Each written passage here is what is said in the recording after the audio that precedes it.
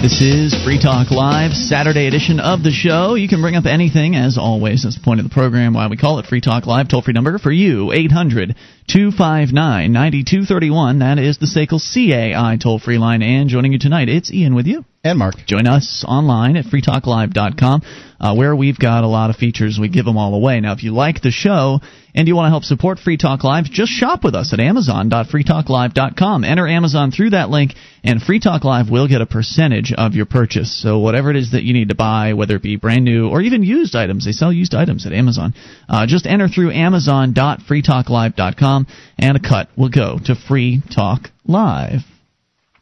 Are you facing debt problems? With DebtCrisisSolutions.com programs, there are no payments to creditors. DebtCrisisSolutions.com guarantees to protect your bank accounts, wages, and property from lawsuits.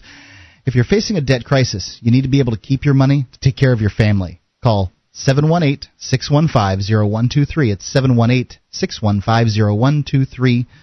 DebtCrisisSolutions.com. All right, let's continue with your calls. Rick is back with us here. Rick, you're still on the line from WFLA down in Florida. Go ahead with your thoughts tonight, sir. Yeah, I found kind of like a contradiction, or maybe not a contradiction, but a real bad problem with monotheism. And that is, if you think about, like, reality by itself, reality essentially is perfect until you compare it to something it's not. Okay? Like? Well, in other words, reality is just real. It's not good or bad, it's just real. Mm-hmm. And you have to compare it to something in order to make it good or bad. I agree. You have to be able to experience something bad until you can experience something good. Well, that's even a step beyond that. In other words, you need a standard, an ideal, essentially, to compare reality to make reality bad or good, because if it doesn't support the ideal, it's bad. If it does support the ideal, it's good. Mm-hmm. Take away the ideal, then it's just real. You know, it's just what it is. Gotcha. And if you think about a God that supposedly knows everything, beginning to end, and there's nothing that escapes his notice, how could that God compare reality to something he knows is false? Oh, boy. So condemned as sinners because we're not living up to a fantasy ideal that he knows is false. Because he knows reality beginning to end. Yeah. You know, I've had a lot of philosophical problems with Christianity along the way. I haven't thought of that one in particular, but, you know, it's a good point. I mean, if you think about it, sin can't exist, because sin means deviating from the mark of perfection. But what is perfection if it's not reality itself? Right. How could a God create something that is imperfect? Exactly. There are all kinds of holes in the Christian religion. But well, there are people that make a living doing what they call apology for Christianity, which is a funny name in and of itself. But I'm sure that they would do better. I am not trained in doing apology for Christianity, so. Well, I mean, like the Buddhists, for example, they have the concept that everybody is really Buddha. You just have to wake up to it. Yeah, so I love that. Well, Christianity has that same concept in the sense that we are all sons of God. And Jesus said this, and that to me, I agree with that.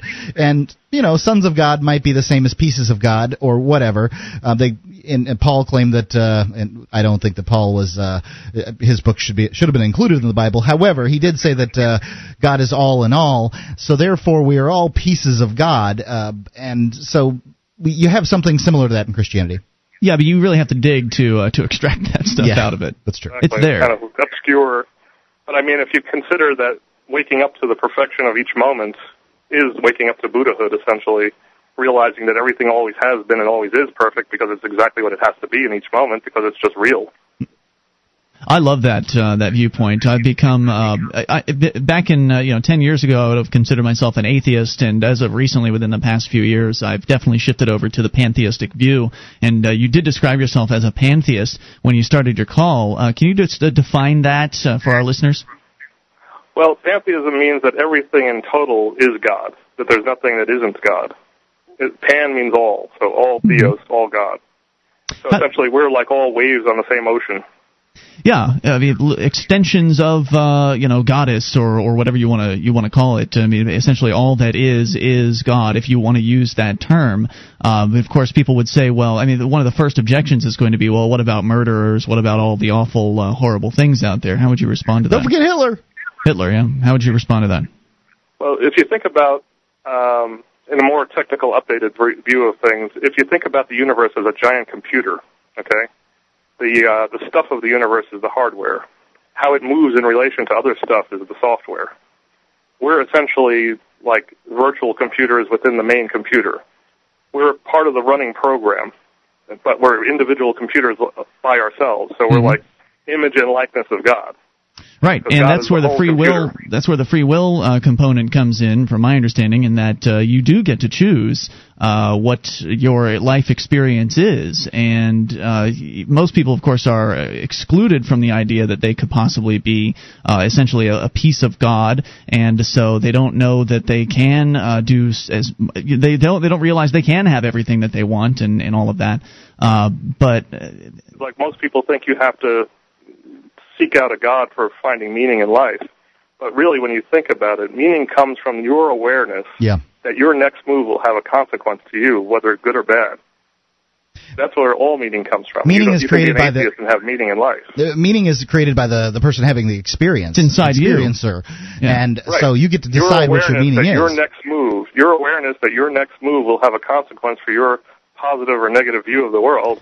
That's where all meaning comes from. And I fully believe that it's your interpretation of your experiences, how you decide to act as a result of the circumstances that surround you, that will ultimately decide your fate here. As far as, will you have a pleasant experience or will it be a hellacious one? I believe in heaven and hell, but I believe that they exist every moment. Like you get to choose heaven and hell, and the people that do bad things experience hell because doing bad things results in bad stuff. But you can always choose otherwise. You can begin at any moment to start over again. Sinners can be redeemed.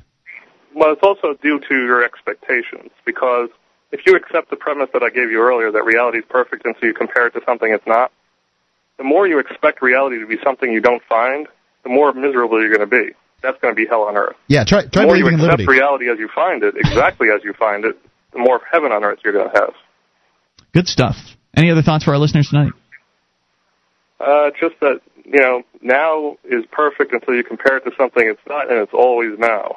And there's always a next step to make it better. Thank you for the call. I appreciate it. 800-259-9231. I think that generally we're on a track toward enlightenment. I think that we're on a consistent evolutionary track where we are coming to understand the world around us and how to best get along with one another. And I think it's a slow process because we keep making all kinds of mistakes collectively. But yeah, there is certainly a lot of time out there, and that's how I've come to view things. I was talking with somebody recently at the Free Keene Fest, and he was talking about how he views this as this whole experience as basically a spiritual journey. That you are seeking enlightenment, but at least that's what I'm seeking. I don't think a lot of people are. I don't think they realize that it's available to them. And like you were saying, Mark, it's all from the inside. You, as a Quaker, believe in the inner light, right? So you look inside yourself for answers. I do. That's what guides Quakers. Is they have their really Quakerism is essentially the way that people choose to worship or meet together. They meet in a meeting house and on Sunday morning. So I call it church. However, they call it meeting, and there's no preacher. People just sort of sit facing each other in silence, and then when one of them feels they've been moved by the inner light, they stand up and speak, and then some people will speak to that. Some people will speak entirely different stuff. It's really a great experience. So we'll talk to you about anything here on this show, the issues, theology, whatever you want. 800-259-9231.